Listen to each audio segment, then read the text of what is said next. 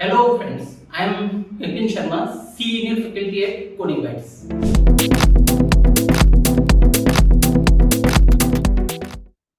Hello guys.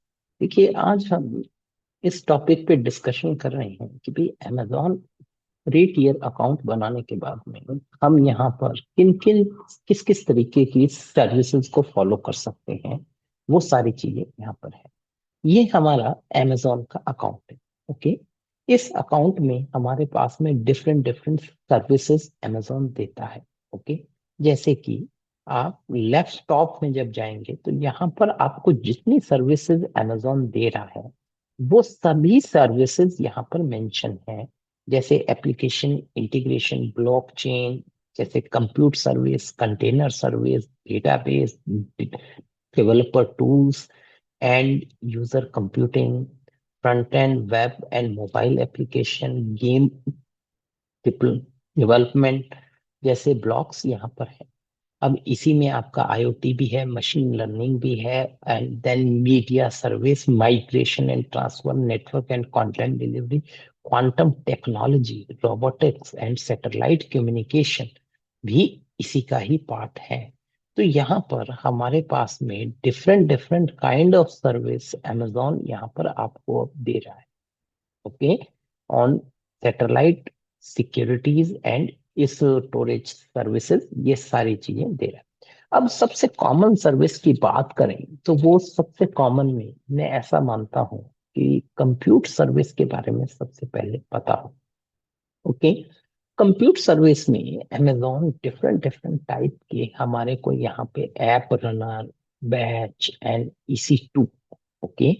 अब यहाँ पर ये डिफरेंट डिफरेंट सब कैटेगरीज यहाँ पर इसने बना दी। ओके। अब कंप्यूट सर्विस का मीनिंग ये है कि भी अमेजोन आपको एक वर्चुअल सर्वर प्रोवाइड करवा रहा है। These are called EC2, elastic compute cloud. Okay. अब इसमें क्या है, हमारे को वो सर्वर डिप्लॉयमेंट का प्रोसेस बताता है। ठीक है। यानी कि हमारे को वो मशीन प्रोवाइड करवाएगा जिसपे आप अपने रिक्वायरमेंट के अकॉर्डिंग सर्वर्स को डिप्लॉय कर सकते हैं। ठीक है।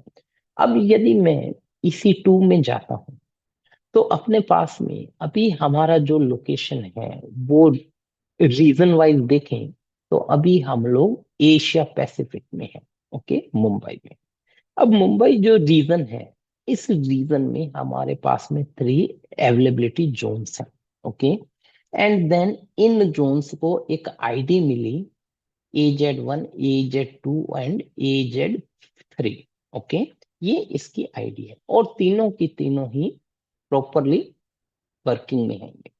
अब सपोज दैट किसी भी EC2 या किसी भी वर्चुअल मशीन को मुझे बनाना है तो इंस्टांसेस के नाम से यहाँ ये जाना जाता है। यदि मैं इसको सेलेक्ट करता हूं तो यहाँ पर अमेजोन हमारे को ये फैसिलिटीज देता है। जैसे सपोज दैट यहाँ पर अभी कोई टर्निंग मशीन नहीं, this is the dashboard of the EC2। Okay. अब यहाँ पर किसी भी तरीके की अभी कोई मशीन टर्निंग पोजीशन में नहीं है। ओके। ठीक है। देन अब यहाँ पर अपने पास में यदि हम इस पेज को लेते हैं तो ये आगे मूव कर गया। यानी कि EC2 को बनाने के लिए ये हमें दे रहा है यहाँ पे ऑप्शंस। ठीक है।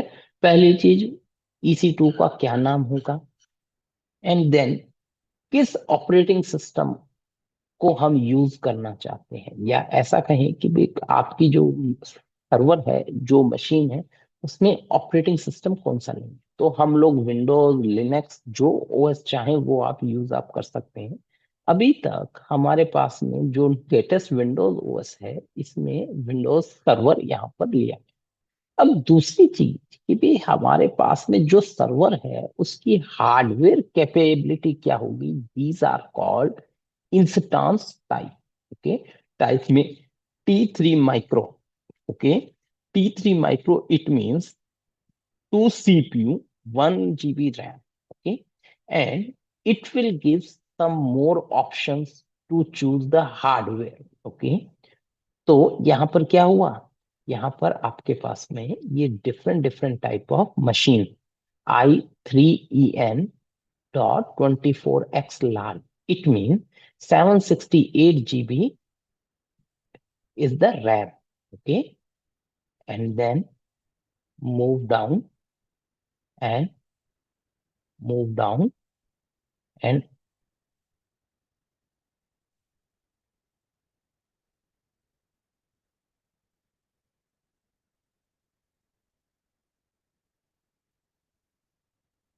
here this one. This is our machines here. This one R5N 24x large. It means 96 virtual CPUs and 768 GBs RAM. Okay.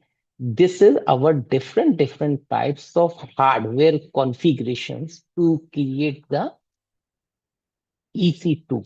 Okay, तो यहाँ पर हमारे पास में अलग अलग तरीके या अलग अलग कॉन्फ़िगरेशंस की मशीन होती है जो कि Amazon हमें देता है यहाँ पर. Okay, and then and which operating system we will use in the operating system, तो वो सब यहाँ पर आपको आपको मिल जाएंगे जितने भी ऑप्शंस हैं.